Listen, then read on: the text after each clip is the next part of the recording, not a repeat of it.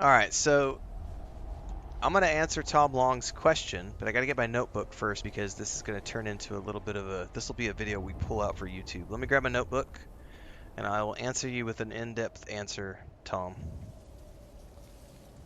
This is 244. That's a good question.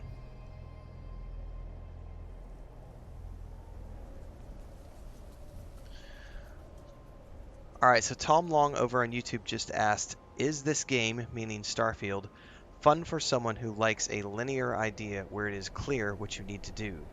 Size of the map does not matter, but it needs to not be confusing like No Man's Sky is with the whole make your own story. Um, so yes, it can be Starfield can be many things. It can kind of be whatever you want it to be. So I'm going to open up the mission tab so we can talk about this a little bit. That's a very good question. So um, there are all types of missions in this game. So if you like the linear storyline, you can have a linear storyline. You can also play it with a make your own adventure if you would prefer to do it that way. There's also Radiant quests, which are like quests that you could just spawn at mission boards that are sort of repeatable, but they can lead to interesting things. So, first and foremost, let's talk about the linear quests because that's what you said you like the most. That's what I like the most. I like a linear path from A to B. I want my RPG storyline in the games that I play. So, in Starfield, there are two types of main quests. There's the main quest, which is everything related to the primary storyline. I can't remember how long this is. I think it's around 20 to 25 hours of gameplay to do the main storyline from start to finish. Off the top of my head, it has been a while. Some of that depends on what difficulty you're playing at, whether or not you have survival options turned on or off. Are you fast traveling or are you choosing to ignore fast travel? There's a lot of factors that could change the timeline of how long the main storyline is. There's the primary storyline, then there are the faction storylines. So if you've ever played any of the previous, if you've played the Fallout games, you've seen factions. If you've played Skyrim or Oblivion or Elder Scrolls Online, the Mage Guild, Fighters Guild, those are faction storylines. So here you have multiple factions. You have the United Colonies faction, you have the Crimson Fleet faction, you have the UC Sysdef faction, you have the Freestar Rangers faction, you've got the Ryujin faction, and what's the other one I'm missing here? I think that was it. I may have missed one. Um, each one of those factions is a linear storyline related to that faction. They range from, I would argue, 5 to 10 hours in length, each one of the faction storylines. Then there are activities. Activities are things that you will discover as you are wandering around the world. You will hear things that NPCs say. Guards will directly address you. You might find notes or mission tablets, slates as they call them in this game, that have Vanguard. Thank you. I think I might have mentioned the Vanguard already. That was in there. Um, Activities are things that you will find through exploration and or listening to NPCs and or having NPCs directly talk to you. These are side quests. Activities are side quests. There are also missions. Missions, generally speaking, come from mission boards. There are many types of mission boards related to factions. So the Crimson Fleet has missions from mission boards. The Freestar Companions have quests from their mission boards, which is what we're currently working on.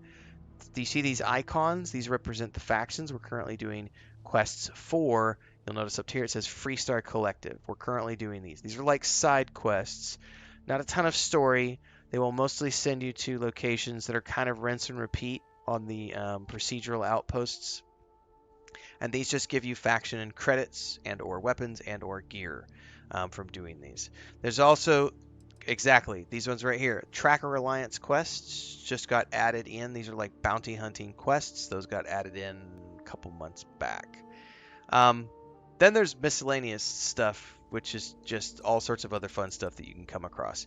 So there are lots of linear quests that you can choose to follow if you want to, but you can also say, screw that. I'm going to go off and rather than follow any of the linear quests being the main quests and the faction missions. Everything else that I've just mentioned, the missions, the activities, those are all one and done. So like all of these activities, these are like one and done things. It's a quick little thing that might take 30 minutes, it might take an hour, but they're one and done. The only ones that are linear in nature are the faction quests and the main quest related to the constellation group. But then there is ship building, there's outpost building. You can take over people's ships. You can steal people's ships. By people, I mean the the NPCs of the game. You could choose to be a space trucker and go to the mission boards and just accept missions that have you ferrying goods from one place to another. Some people have set up massive manufacturing bases on multiple planets and they make credits. Other people get deep into the ship building. You can have many, many types of ships. I have 9 ships. Other people have many more ships than this. So there are a lot of things to do. The thing to understand about the Radiant quests, like the missions and activities, is it's kind of like they're a never-ending cycle of sort of rinse and repeat, which is fine if you don't mind those types of things to do. So you can kind of make your own adventure as you go along, or you can choose to follow quest lines. There are a finite amount of linear missions that are story-based. I don't remember off the top of my head, but if I was to calculate, um, and say if there's 25 hours to the main storyline and say 30 to 40 hours of side mission or side storylines with factions, you're arguably looking at 60 hours, I would say, probably 60-ish hours to do all of the linear quests that the game has to offer. It could be more, it could be less. It depends on your difficulty level and all the things I talked about at the beginning. When it comes to the missions. So, yes, there are both. There is definitely the make your own adventure, go off and do whatever you want to do, be a space trucker, literally, you could be a space farmer. You could go raise animals, you can raise crops, you could do all sorts of things on outposts. There's 1,000 planets to explore. There is some procedural generation in here. You'll notice that after you've played the game for a few dozen hours. The same thing you notice in No Man's Sky after a few dozen hours. You can start to pick up on that procedural stuff. But beyond that, yeah, it can be either or. It just kind of depends on what you want. But there is just the big thing is that there are quests to do. It's just there are a finite amount of those. Oh yeah, and then like Nick said, there's also the companion quests. Each companion in the game has a whole series of quests related to them, and you can choose to romance those characters if you choose to. But everybody has their own quest line related to the companions, and there are. I'm trying to think. It's Samco. You've got Sam, Andrea, Sarah, Barrett. I've never taken anybody else. Can you take like the Bible Thumper dude and Noel? Can you take those along with you as companions, or are those only in the lodge? I don't remember, to be honest with you. Um, Dennis King says how long to beat according to this website. It says puts the main story at 23 hours, main plus sides at 73 and a half hours, and completionist's version at 146 hours, which lines up with what Ren just said. He has a good memory. Well, I'm also I have put enough time in this game to roughly remember. So that would be a better answer to your question as well, Thom. Main story 25-ish, main and sides 60 to 80, somewhere in that ballpark. Completionist 150 hours.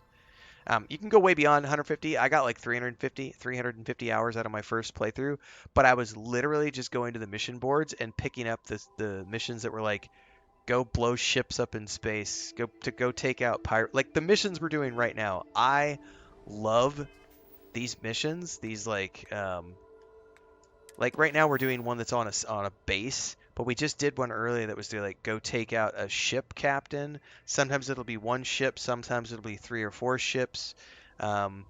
So there's lots of different activities that you can do around the linear quest if you choose. Tom says, thanks a lot. Find it hard sticking with a game, waiting for New World, playing Nightingale now, maybe trying Throne of Liberty. All good games to try. David Stassi says you can't recruit others from Constellation, but there are other companions. Some require completing a short quest before recruiting. Yeah, I don't know that I ever went deep into all the different companions that you could recruit.